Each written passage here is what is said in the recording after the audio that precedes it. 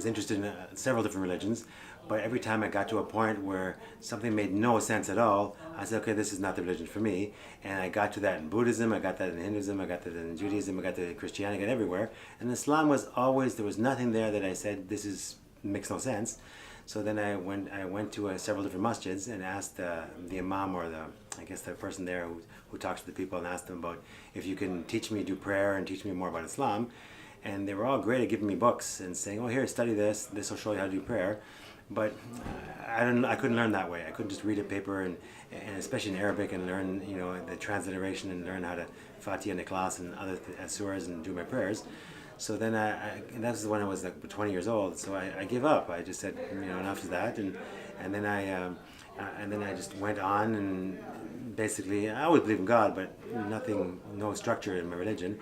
And then I met a lady, and I had a little boy, and she's atheist, Chinese, and I realized if something happens to me, if I died, my little boy is finished. He's going to be an atheist. He's got nothing and no religion, because she believes that, you know, Chinese atheist, that when a person dies, there's no soul. That's it. So then I thought, I don't want that for my boy.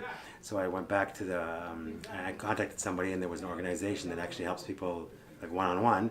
And as soon as I found out about that, and I called them up, and they said, come in right away. And I talked to them, and I right away I started learning, and within about a month or so I was doing my prayer, and a month after that I started growing the beard.